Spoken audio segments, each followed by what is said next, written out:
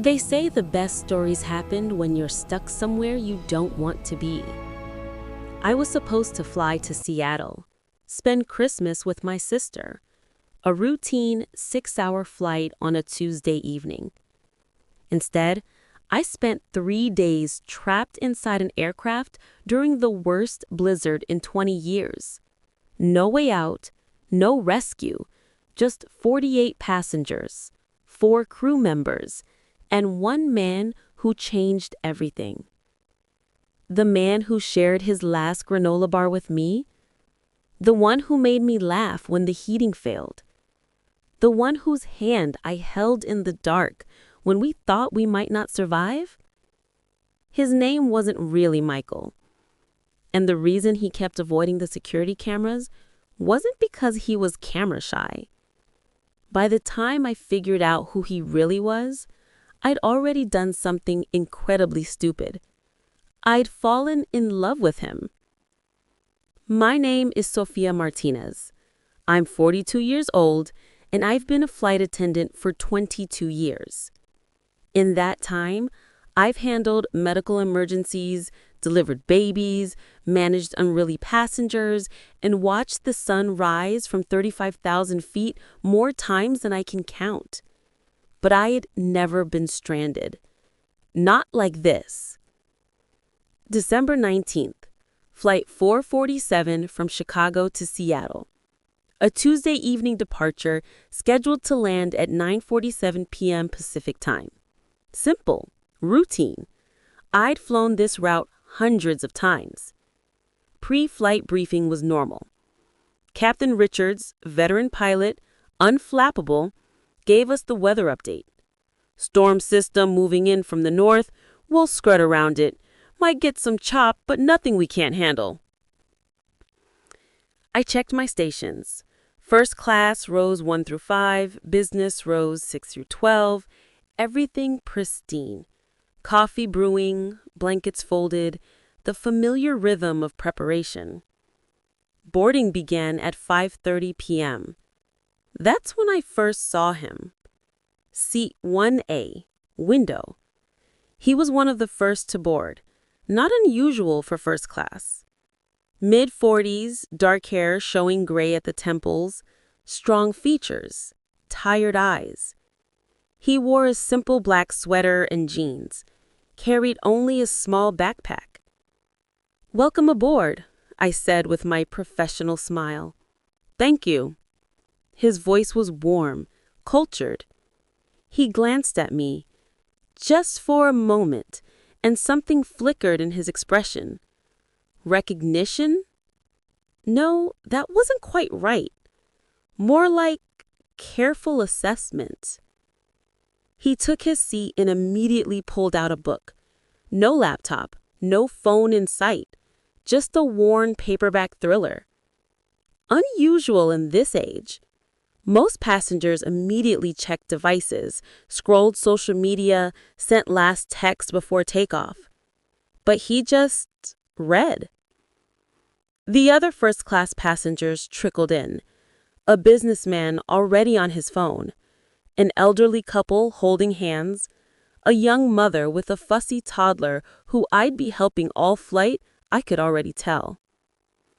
By 6 p.m., we were fully boarded. 48 passengers total. Light load for a Tuesday evening in December. The storm forecast was probably keeping people home. Captain Richards came over the PA. "Ladies and gentlemen, this is your captain. We've been cleared for departure. Flight time to Seattle is approximately 6 hours. We're expecting some weather, but nothing to worry about. Sit back, relax, and we'll have you there before you know it." We pushed back from the gate at 6:17 p.m. The takeoff was smooth. Chicago's lights fell away below us as we climbed through broken clouds.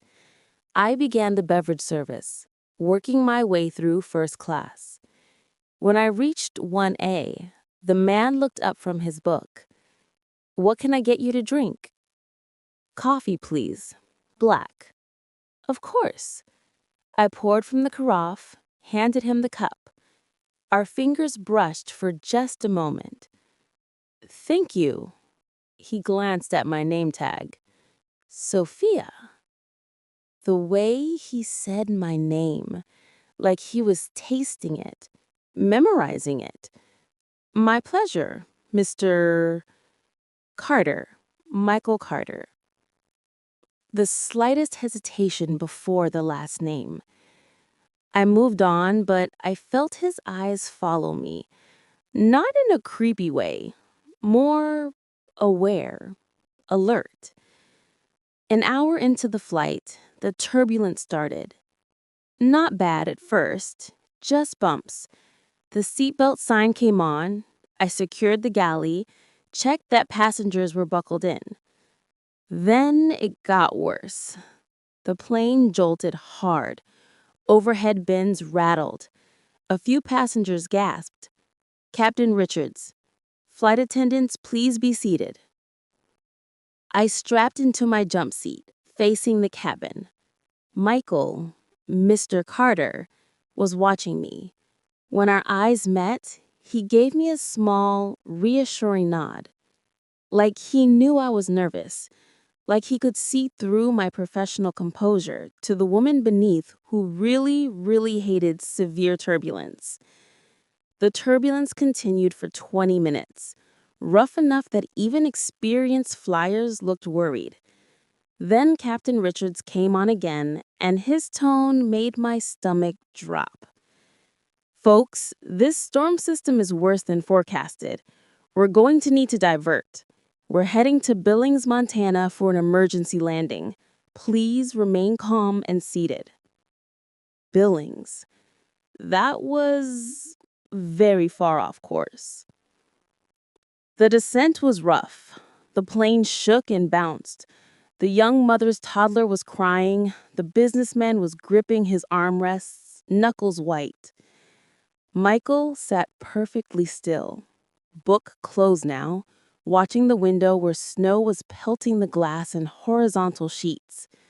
We broke through the clouds at what felt like the last possible moment. The runway lights of Billings appeared, a small regional airport, barely visible through the blizzard.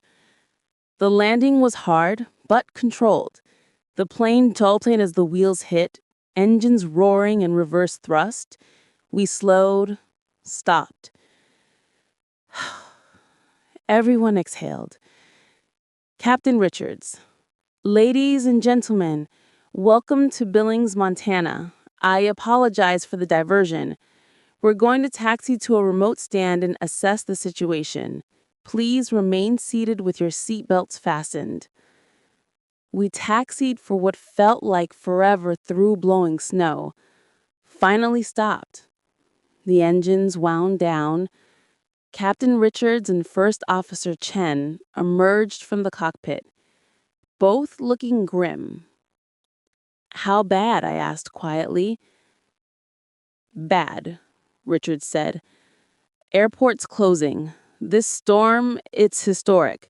They're saying maybe 48 to 72 hours before anything flies again. My heart sank. Can passengers deplane? That's the problem. The airport can't accommodate everyone from multiple diverted flights. And with the roads closed, there's nowhere to bus people. We're stuck here, on the aircraft.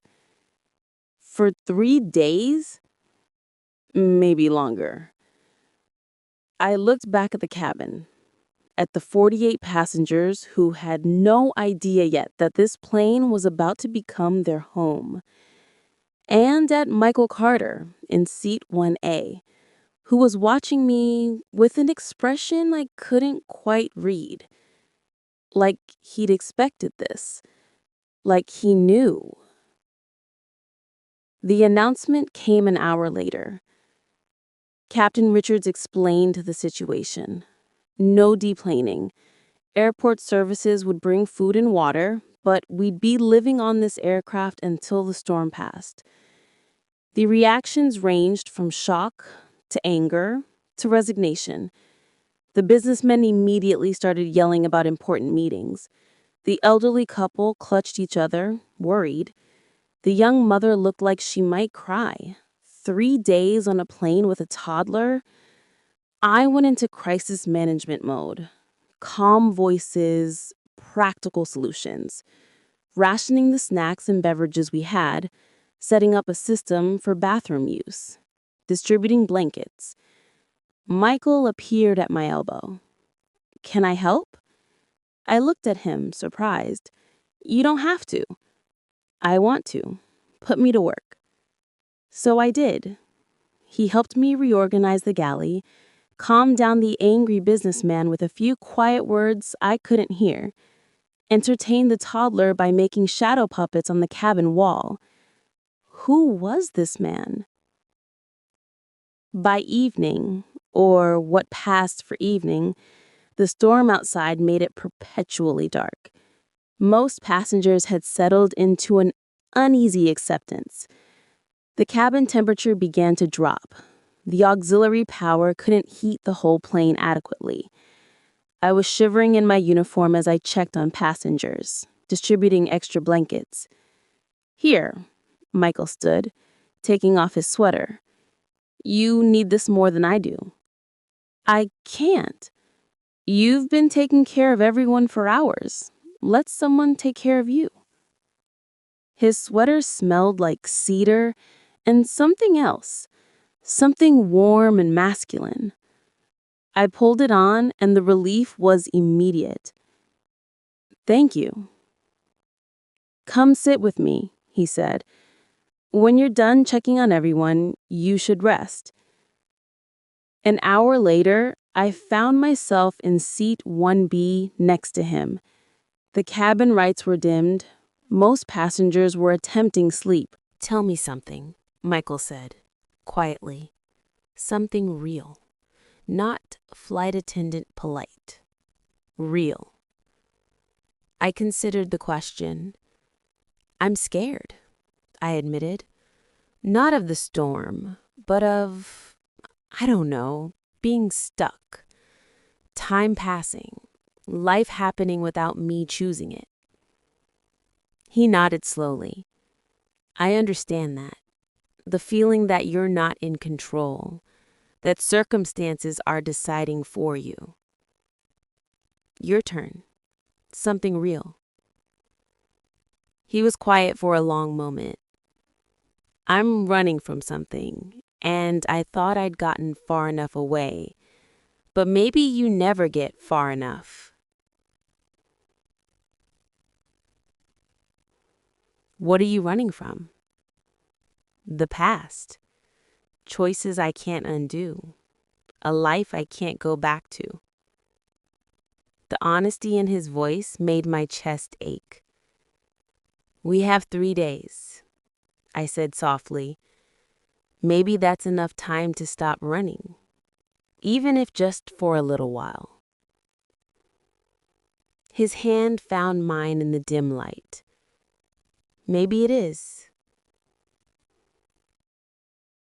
Act 3. The Truth.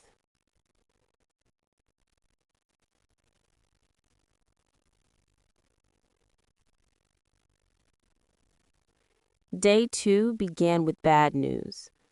The storm had intensified overnight. The airport reported that road access was completely cut off. We weren't just stuck, we were isolated. Food supplies were dwindling. The auxiliary power was failing intermittently, making the cabin unbearably cold during the outages. And people were getting restless.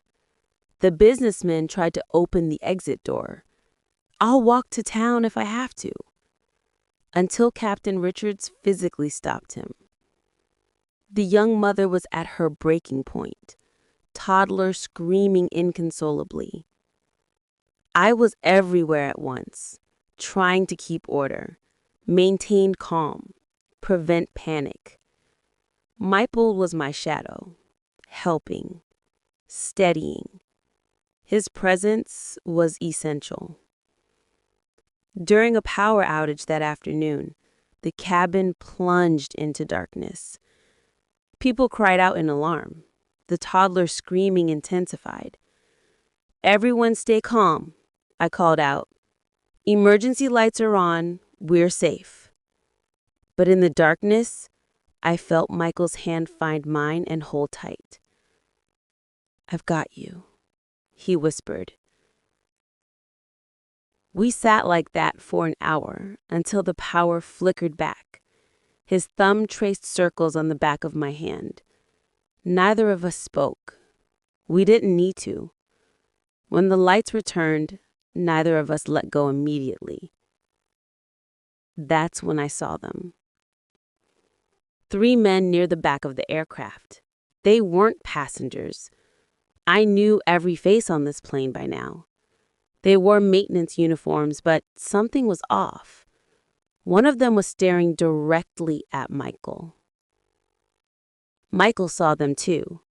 His entire body tensed. "Excuse me," he said, releasing my hand and standing abruptly. He walked toward the rear galley. The men followed. I waited. 5 minutes. 10.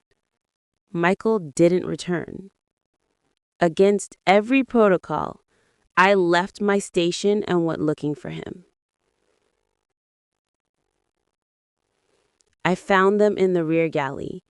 Michael, his back against the bulkhead, facing 3 men who stood blocking the aisle. "I'm telling you, Morgan, you need to come with us," one man said. "This situation is too exposed. Too many civilians." Morgan? His name was Carter. "I'm not going anywhere," Michael said, voice hard. "The storm grounds us all equally." "The people looking for you don't care about storms. They have resources. If they figure out you're here, then you do your job and keep me hidden." One of the men noticed me. "Ma'am, this is a private conversation." Michael turned, saw me, and something like pain crossed his face. "Sophia, who are you, really?" The men exchanged glances. One spoke. "Ma'am, we're U.S. Marshals. This man is under federal protection. You need to forget you saw this." Marshals. Federal protection? "Sophia, please," Michael said. "Not here." But I needed answers. Forget what I saw? We're trapped on a plane together for days. You think I can just... The plane suddenly lurched. Severe turbulence. Everyone grabbed for support. The storm was intensifying again. By the time we'd stabilized, the marshals had moved away, melting back into the passenger cabin disguised as maintenance workers. Michael and I were alone in the galley. "Your name isn't Michael Carter." "No, it's Michael Morgan." "And you're in witness protection." "Yes." "What did you witness?" "Something I shouldn't have. Something that people would kill to keep hidden. I testified, put dangerous people in prison, and now their associates want me dead." My breath caught. "Are we in danger? These passengers?" "No. Not unless those people find me. The marshals are here to make sure that doesn't happen. This storm, it's actually protective. No one can get to me if no one can get here at all. But after the storm, they'll move me again. New city, new identity, new life. And the person you are now, Michael Morgan, will cease to exist, along with anything I might have built here, anyone I might have connected with. The implication hung between us. Why did you talk to me? Why risk it? Because for the first time in 4 years, I wanted to. Because I'm so tired of being alone. Because you looked at me like a person, not a file number. He reached out, hesitated, then let his hand fall. Because I'm selfish. And for 3 days, I wanted to pretend I could have something real. This is real. What's between us, that's real. But it can't last. When this plane lands wherever it lands after the storm, the Marshals will take me, and you'll never see me again. What if I don't accept that? Sophia, what if I want to fight for this? For you? You don't understand the danger. Then help me understand. Stop protecting me from the truth and just tell me. So he did. He told me about witnessing a murder committed by a mob underboss, about agreeing to testify despite threats, about the trial that put 3 men away for life, about the price on his head, 6 figures for anyone who delivered him to his enemies, about the last person he'd cared about 4 years ago who'd been used as bait to draw him out. She'd survived, barely, but only because he'd walked away from her completely. I won't let that happen to you, he finished. I won't make you a target. Don't I get a choice? Not in this. I've already made it for you.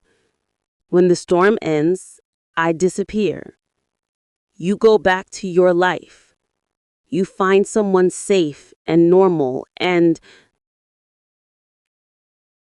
I kissed him, cut off his words with my mouth on his, my hands in his hair, pouring 4 days of tension and attraction and connection into that kiss. He froze for half a second. Then his arms came around me, pulling me close, kissing me back with a desperation that broke my heart. When we finally broke apart, both breathing hard, he rested his forehead against mine. This is a terrible idea, he whispered. I know. It can't end well. I don't care. Sophia. 3 days, I said. We have 3 days. Maybe that's all we get. But I'd rather have 3 days of real than a lifetime of safe and empty. His eyes searched mine. Then he kissed me again, softer this time, like a promise, like goodbye. Day 3 began with hope. The storm was finally easing. Weather reports said we might be able to take off by evening, land in Seattle by midnight. Michael and I had spent the night in first class, sitting close, hands linked, talking about everything. His childhood in Michigan, my family in Texas, the dreams we'd had before life took different turns. If you weren't in protection, I asked as dawn light began to filter through the storm, what would you want? A bookstore, he said without hesitation. Small town, coast somewhere, coffee and old books and sunset views. That sounds perfect. What about you? I don't know anymore. I thought I did. Career, stability. But now, I think I want something that feels alive. Even if it's messy, even if it's complicated. He squeezed my hand. Sophia. The Marshals appeared. Morgan, it's time. Weather's clearing. We've arranged transport. Where? Michael asked. You know we can't tell you that until we're airborne. Security protocol. Michael stood slowly, looked at me. Give me 5 minutes. 2, the lead marshal said flatly. We walked to the galley, away from ears. This is it. I know. I need you to know these 3 days, they mattered. You matter. More than is safe, more than is smart. But you do. Then don't go. Stay. Fight. Choose this instead of running. I can't. The people looking for me, they're not just dangerous to me. They'll use you, hurt you. I've seen what they do. So I'm just supposed to forget you? Pretend this never happened? I'm giving you my phone number. Don't call. It's not safe. But you'll have it. And maybe someday, if things change, if I find a way, if it's ever safe, maybe.